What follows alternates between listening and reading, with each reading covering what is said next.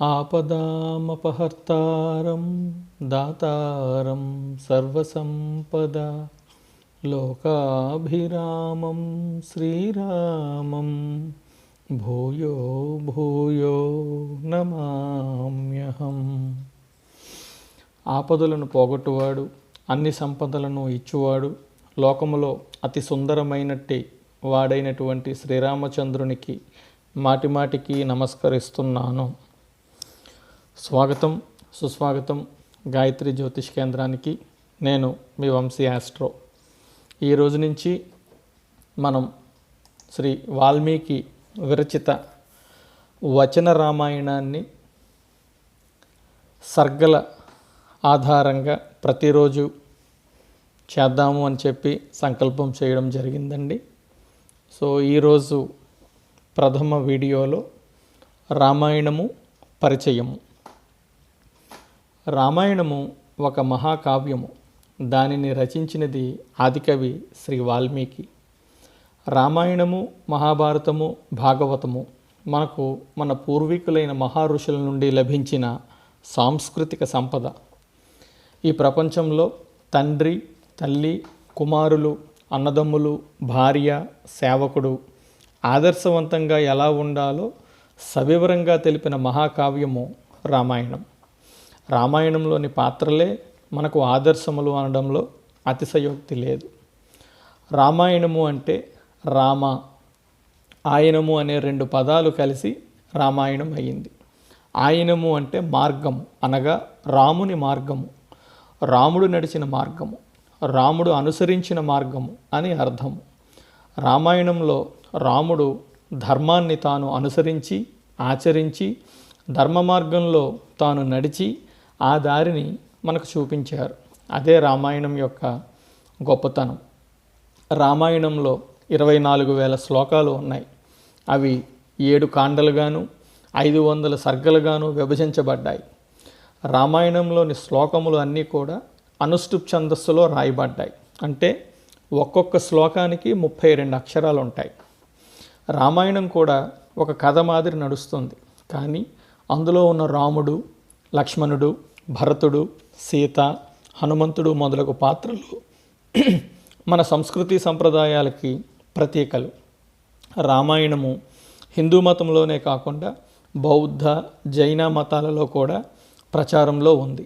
మన దేశంలోనే కాకుండా Indonesia, Philippines, Thailand, Laos, Burma మరియు మలయా దేశాలలో కూడా ప్రచారంలో ఉంది. రామాయణ కాలము త్రేతాయుగం. రామాయణం ఉత్తరాఖండలో వాల్మీకి ఆశ్రమంలో రాముని కుమారులు అయిన లవకుశులు జన్మించారు అని ఉంది. కాబట్టి వాల్మీకి త్రేతాయుగం నాటి వాడని కొందరి అభిప్రాయం. కానీ ఈ వాల్మీకి రామాయణం క్రీస్తుపూర్వం 4-5 శతాబ్దాలలో రాయబడింది అని కొంతమంది అంటారు. రామాయణంలో వైష్ణవ తత్వమును క్రీస్తుపూర్వం 2వ శతాబ్దంలో కానీ దానికి తరువాత కానీ చేర్చబడింది.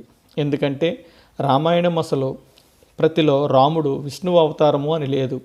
తరువాతి కాలంలో రాముడు విష్ణువు అవతారము అని చేర్చబడింది అని కొందరి అభిప్రాయం.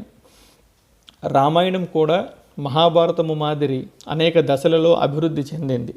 రామాయణము అత్యంత పురాతనమైన ప్రతి క్రీస్తుపూర్వం 11వ శతాబ్దమునకు చెందిన అని చరిత్రకారుల అభిప్రాయం. తరువాత అది కాలక్రమేణా అభివృద్ధి చెందుతూ వచ్చింది. క్రీస్తుపూర్వం 4-5 శతాబ్దాలకు ప్రస్తుత రూపంలోకి వచ్చింది. వాల్మీకి రామాయణాన్ని చాలామంది మహానుభావులు తమ తమ భాషలలో తమ తమ శైలిలో రచించారు.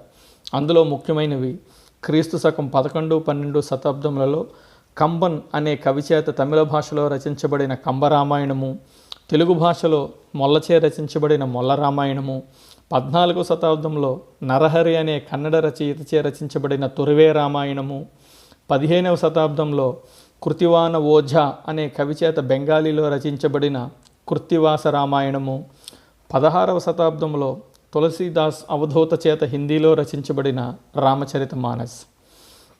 రామాయణంలోని పాత్రల పేర్లు వేదకాలంలో అక్కడక్కడా కనపడినప్పటికీ రామాయణం లాంటి కథ వేదకాలంలో జరిగినట్టు ప్రస్తుతం ఉన్న వేదాలలో ఎక్కడా కనబడడం లేదు. కానీ చారిత్రక ఆధారాలు పరిశోధించిన తర్వాత హెచ్డి సంకాలియా అనే చరిత్రకారుడు రామాయణం క్రీస్తుపూర్వం 4వ శతాబ్దంలో రాయబడి ఉంటుంది అని, ఏఎల్ భాషం అనే చరిత్రకారుడు రాముడు క్రీస్తుపూర్వం 8-7 శతాబ్దాలలో ఉండేవాడని అభిప్రాయపడ్డారు. కాబట్టి రామాయణంలో రకరకాల రామాయణాలు ఉన్నట్లే రామాయణం గురించి, రామాయణ కాలమును గురించి రకరకాల అభిప్రాయాలు ఉన్నాయి అనేది తెలుస్తూ ఉంది. రామాయణం గురించి రోమిలా థాపర్ అనే చరిత్రకారిణి ఇలా అన్నారు: పాలీ భాషలో రాయబడిన బుద్ధ జాతక కథలలో రామాయణం ఉంది. అందులో దశరథుడు కాశీరాజు, రాముడు, లక్ష్మణుడు, సీత అన్నా చెల్లెళ్ళు. వీరు దశరథుని మొదటి భార్య పిల్లలు. దశరథుడు తన 2వ భార్య నుండి వీరిని రక్షించడానికి వారిని హిమాలయాలకు పంపాడట. 12 సంవత్సరాల తర్వాత వీరు ముగ్గురు కాశీకి తిరిగి వచ్చారు, రాజ్యాభిషక్తులయ్యారు. ఇందులో రావణుడు సీతను అపహరించుకుపోవడం గురించి లేదు. ఇంకా జైనుల రామాయణంలో రావణుని లక్ష్మణుడు చంపాడు, రాముడు చంపలేదు. రాముడు ఆఖరున సన్యాసం తీసుకొని తీర్థాంకరుడై మోక్షాన్ని పొందాడు. అందుకే వాల్మీకి రామాయణం కన్నా జైనుల రామాయణం భిన్నంగా ఉంది. జైన రామాయణం ప్రకారం సాకేతపురాన్ని పరిపాలించే రాజు దశరథుడు. ఆయనకు 4 భార్యలు: అపరాజిత, సుమిత్ర, సుప్రభ, కైకేయి. అపరాజిత కుమారుడు పద్ముడు అనగా రాముడు, సుమిత్ర కొడుకు నారాయణుడు అనగా లక్ష్మణుడు, సుప్రభ కొడుకు శతఘ్నుడు, కైకేయ కొడుకు భరతుడు. రాముడికి 4 భార్యలు: మైథిలి, ప్రభావతి, రతనిభి, శ్రీదమ. రాముడు వదిలిపెట్టిన తరువాత మైథిలి అనగా సీత సన్యాసం పుచ్చుకుంది, సన్యాసినిగా మారిపోయింది. లక్ష్మణుడు చనిపోయిన తర్వాత రాముడు కూడా సన్యాసి అయ్యాడు, తర్వాత మోక్షాన్ని పొందాడు. దీనివలన మనకు తెలిసింది ఏంటంటే రామాయణాన్ని ఎవరి మతానికి తగ్గట్లు వాళ్ళు, ఎవరు ఇష్టం వచ్చినట్లు వాళ్ళు మలుచుకున్నారు. పైన చెప్పినట్టు రామాయణం మన దేశంలోనే కాకుండా ఇతర దేశాల్లో కూడా ప్రాచుర్యం పొందింది. రామాయణ మహాకావ్యము దేశ విదేశాల్లో గొప్ప కావ్యంగా కొనియాడబడింది. కానీ అన్నింటి లోకాల్లో వాల్మీకి రామాయణం ప్రాచీనమైంది అనడంలో ఎలాంటి సందేహము లేదు. అందుకే రామాయణకర్త వాల్మీకి ఆదికవి అయ్యారు. ఆ వాల్మీకి రామాయణాన్ని సరళమైన తేట తెలుగులో అందరికీ అర్థం అయ్యేలాగా చెప్పడానికి సంకల్పించాను. నా సంకల్పం నిర్విఘ్నంగా నెరవేరాలని ఆ కలియుగ వెంకటేశ్వర స్వామిని, ఆ శ్రీరామచంద్రమూర్తిని, ఆ గాయత్రీమాతని భక్తితో వేడుకుంటున్నాను.